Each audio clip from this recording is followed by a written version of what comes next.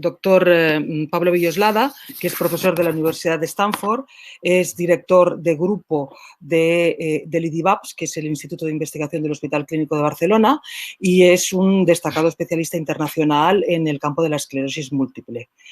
Adelante, doctor. No se le oye, no se le oye. Me parece que tiene que quitar el... Perdón, exacto, no había puesto el sonido. En primer lugar, felicitar a la organización, a GAEM y a Biocat por la organización de este evento tan importante. Voy a pedir que, vamos a comprobar que pueda... ¿Se ve mi presentación? ¿Cristina? Ahora sí, sí. Perfecto. Bueno, pues como estaba comentando, muchas gracias por la invitación y por la organización. Felicitar a GAEM porque realmente el promover que los pacientes sean el motor de innovación es totalmente fundamental. Es decir, una sociedad avanza e innova no solo cuando algunas pequeñas élites o grupos innovan, sino cuando lo hace toda la sociedad. Por eso, en ese sentido, es totalmente crítico e importante. Yo voy a hablar sobre las últimas perspectivas terapéuticas en esclerosis múltiple y también en el campo de neuromielitis óptica.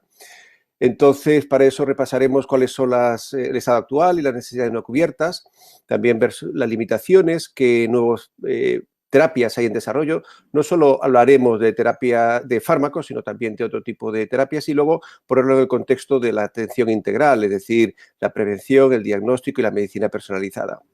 Y siempre desde la perspectiva de la necesidad del paciente. Un pequeño resumen, pinceladas, fundamentalmente porque como voy a hablar de esclerosis múltiple y de neuromielitis óptica, pero un poco, para los que no están del todo familiarizados, las diferencias que hay entre las dos enfermedades. La esclerosis múltiple es una enfermedad inflamatoria que es crónica y progresiva. Es decir, los pacientes tienen brotes de inflamación que producen daño al sistema nervioso. Esto dificulta las conexiones y, por tanto, producen síntomas. Los brotes, de alguna manera, los podemos visualizar como que el sistema inmune se activa en el organismo y penetra en el cerebro, donde produce la inflamación.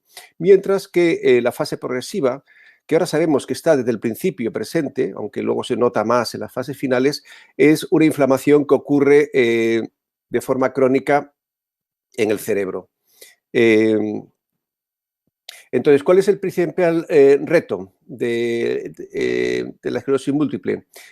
Actualmente tenemos numerosos fármacos, pero los brotes no son del todo controlados y es muy difícil saber cuándo un paciente va a tener un brote. Además, la progresión no está muy bien controlada con los tratamientos actuales y es la principal causa de discapacidad. Además de la eficacia, el segundo aspecto muy importante es el de la seguridad, es decir, ya es suficientemente problema la enfermedad como para encima tener efectos secundarios de los fármacos, que aunque sean raros, muchos de ellos sí que pueden ser importantes y por tanto crear angustia y preocupación.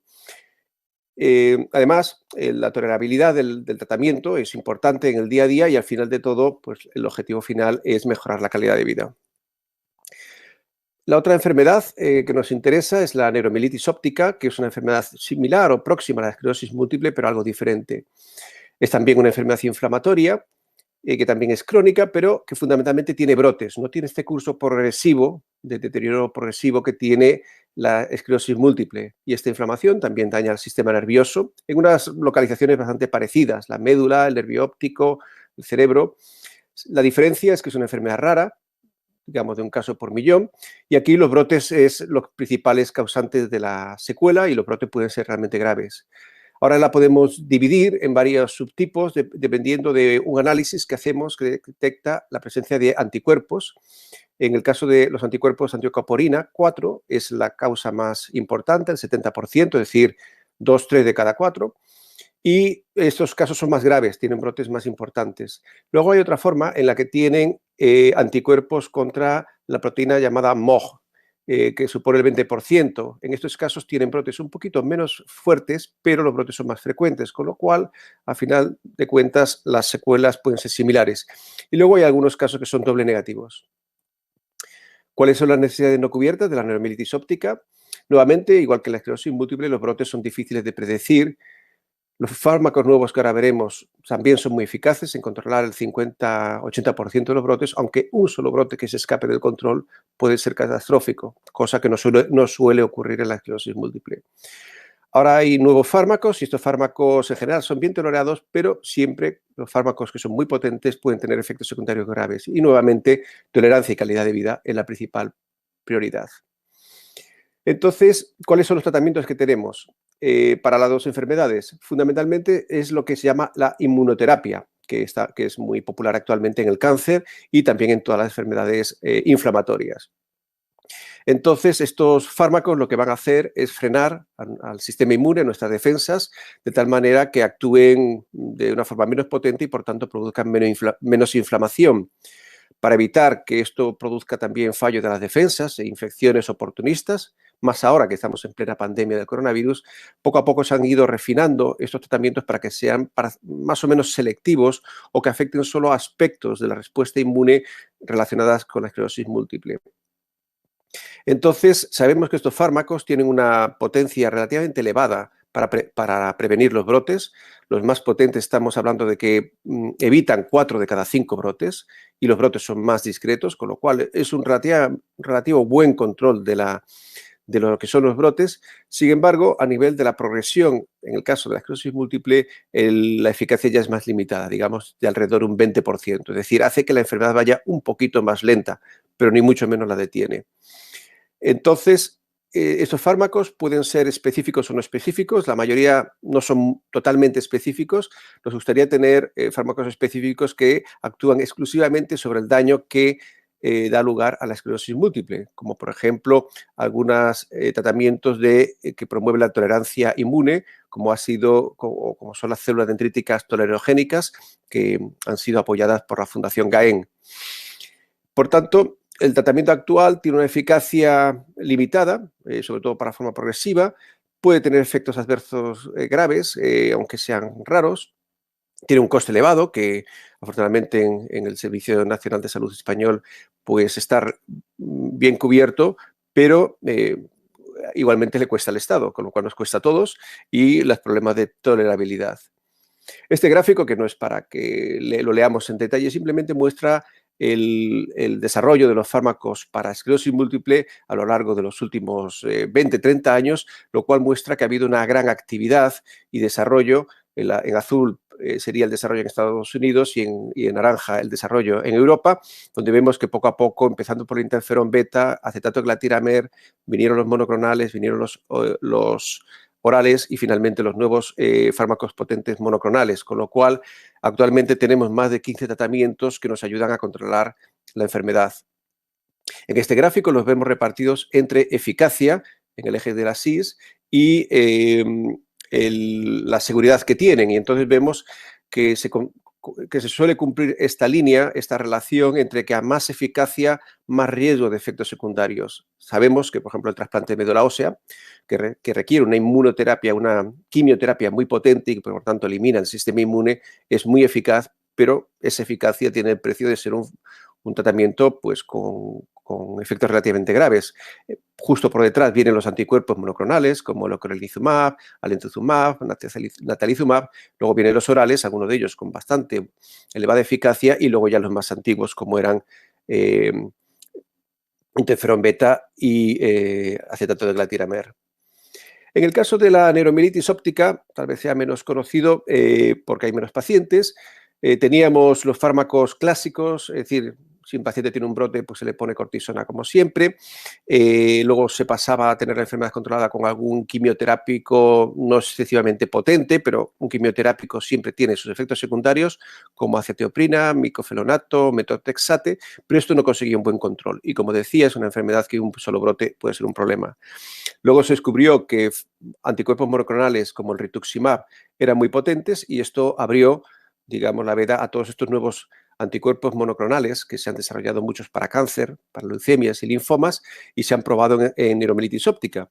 Y actualmente se han aprobado 3, eculizumab, satralizumab y inebilizumab, todos con un nombre complicado, que son todos anticuerpos monoclonales, se ponen por vena y todos ellos tienen una eficacia entre un 60 y un 80% en la prevención de brotes, cada uno de ellos con un perfil de seguridad un poco diferente. Y, por tanto, la neuromielitis óptica, al no tener forma progresiva, digamos que ha pasado a estar en una situación de un relativo buen control con respecto a los brotes. Lógicamente, ninguno de estos fármacos tiene ninguna eficacia sobre las secuelas.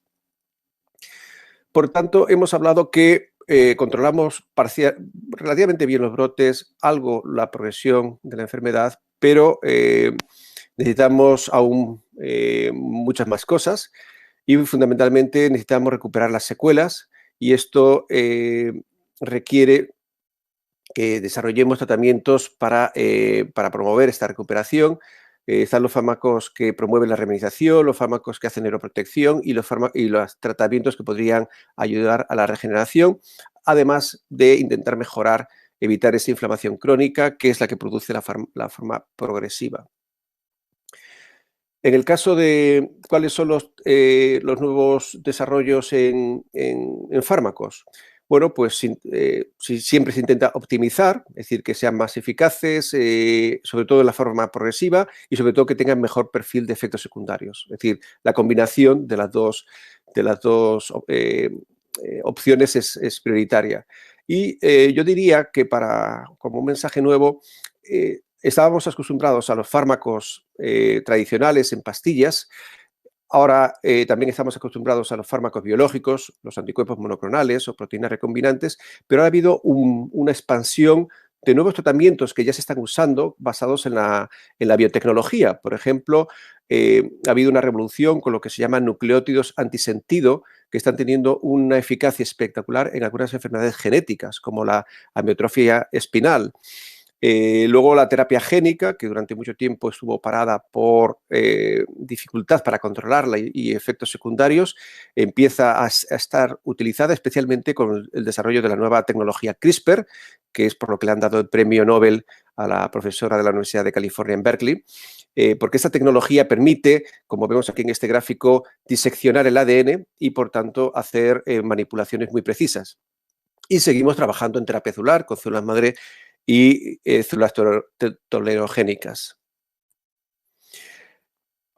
¿Cómo está el desarrollo de fármacos? De nuevos tratamientos. Vemos en este gráfico desde los que están en la periferia, que están en las fases iniciales del desarrollo, fase 1, luego vienen los que están en las fases ya clínicas de probar en pacientes, fase 2 y fase 3, hasta los que están en el mercado, que hay una enorme actividad de investigación en el campo de la esclerosis múltiple, un poco menos en el campo de la neuromielitis óptica, aunque yo diría que fundamentalmente la gran mayoría siguen siendo fármacos inmunomoduladores, es decir, que aún estamos en la fase de optimizar el control de los brotes y el control de la progresión, pero que la actividad en la necesidad no cubierta de proteger al cerebro y promover la regeneración, la actividad es menor fundamentalmente por falta de conocimiento, por falta de avances.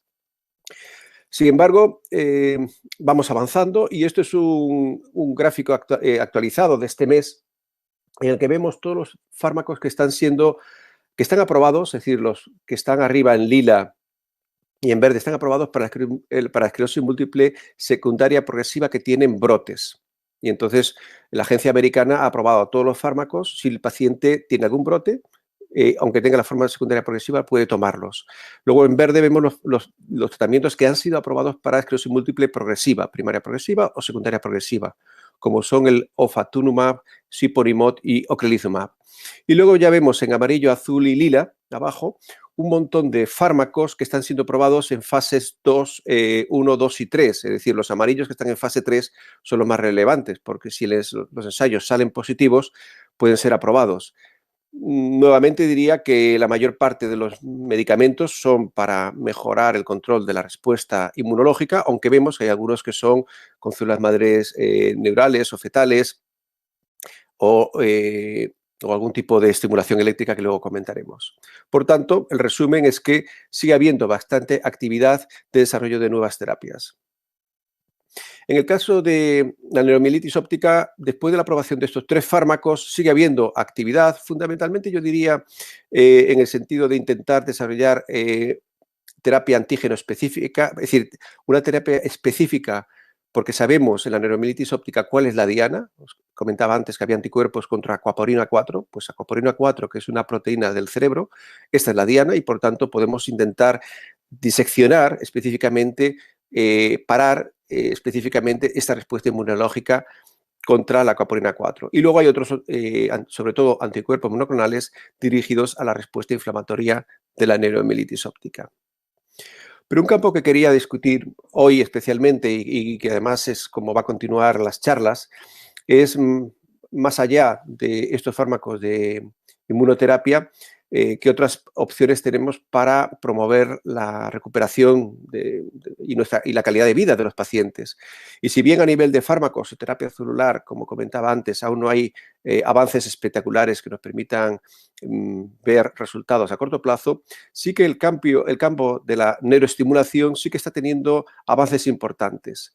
¿Qué es la estimulación? La neuroestimulación sería activar la función del cerebro o de la médula espinal con diferentes intervenciones. Puede ser eléctrica, directamente en la médula, como muestra la figura y luego hablaremos. Puede ser intramedular o de superficie.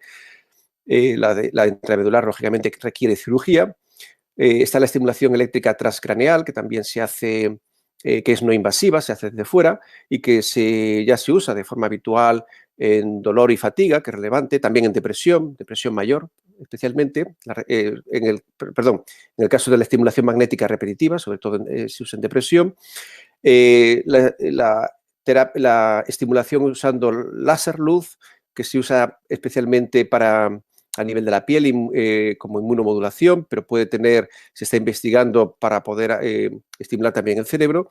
Y luego también hablaremos de los ultrasonidos, es decir, la misma tecnología que usa la ecografía, pero aplicada para modular la actividad del cerebro y de una forma muy específica. Empecemos por la estimulación eléctrica y en este caso la medular e invasiva. Y en este caso la quiero comentar porque en los últimos 2 años ha habido avances que yo catalogaría como espectaculares. Es una tecnología que lleva más de 20 años en desarrollo y en los últimos años se ha conseguido poder implantar unos arrays, una manta de electrodos, lógicamente con cirugía, abriendo las vértebras y poniendo esta manta de electrodos justo encima de la médula espinal. Y entonces esto, combinado con un programa de fisioterapia muy intensivo, ha permitido a que pacientes lesionados medulares, habitualmente de accidente de tráfico, y que no tenían otras secuelas, pues al cabo de un año puedan volver a caminar, lógicamente no de una forma normal, pero sí mantener una deambulación que les da una calidad de vida. Esto que han sido estudios en centros especializados avanzados, lógicamente se va a ir refinando y esto es algo que vemos de forma constante en neurología. Es decir, recordemos que hace 20 años empezaba la estimulación profunda para Parkinson y actualmente es un tratamiento estándar, es decir, complicado pero estándar y los pacientes mejoran mucho. La estimulación eléctrica para epilepsia también empezó hace 20, 30 años y actualmente para los pacientes epilépticos graves está perfectamente establecida, con lo cual esto es un campo que esperamos que tenga un desarrollo importante. Un campo en el cual nosotros estamos trabajando de forma importante en la Universidad de Stanford es el uso de los ultrasonidos. Como decía, los ultrasonidos es el mismo principio que la ecografía, pero tiene una enorme diferencia y es que así como la estimulación eléctrica o magnética es difusa, es decir, es difícil controlar dónde se da la estimulación, los ultrasonidos tienen la ventaja de que nos permiten focalizarlos de una forma muy precisa en el rango de milímetros. Y esto, por ejemplo, permite activar o lesionar regiones muy concretas del cerebro y, por ejemplo, esto se usa en enfermedad de Parkinson, que evita el que los pacientes tengan que operarse y conseguir el mismo tratamiento. Por ejemplo, este sería un equipo de tratamiento con ultrasonidos guiados por resonancia para la enfermedad de Parkinson. Y de esa manera podemos activar o lesionar diferentes regiones del cerebro para conseguir rebalancear algunas redes cerebrales y solucionar algunos síntomas. ¿Cómo seguir? Si queremos participar en innovación, tenemos que estar formados y saber cómo se hace la innovación. Entonces, ¿cómo saber si un fármaco está en qué fase de desarrollo está y cuánto tiempo falta para que esté disponible? Lo primero, decir que el desarrollo de fármacos es algo que está muy controlado, probablemente es el sector más controlado, más que diría que casi tanto como la energía nuclear, por agencias, la Agencia Europea o la Agencia Española, y en Estados Unidos la FDA. Y que su principal misión, y lo vemos ahora más con la discusión de las vacunas, es asegurarnos de que un fármaco puede ser o no ser muy efectivo, pero lo que tiene que ser es muy seguro, igual que una vacuna. Y estas agencias lo que hacen, y son muy estrictas, es asegurar que todo evolucione para que no haga daño. Por tanto, desde en la fase de desarrollo de fármacos, que lo vemos en el gráfico de abajo, al inicio tenemos la fase de investigación, cuando un fármaco es prometedor y se ha probado en animales, entra en las fases clínicas. Primero la fase 1, que son sujetos sanos, para comprobar que no hay ningún problema de seguridad grave. Siempre se hacen en personas sanas, y luego ya pasa a la fase 2, que ya son pacientes en los que se busca la dosis y buscar algo de eficacia. Y luego la fase 3 es el examen final. Cada una de estas fases, la fase 1 puede durar 6 meses, 1 año, la fase 2 suele durar 2 años, la fase 3 puede durar 2, 3 años, y todo junto pues son, como ya sumando, simplemente no salen más de 6 años. Luego viene la fase de evaluación por las agencias reguladoras y la fase de lanzamiento, que sale al mercado y el fármaco está disponible.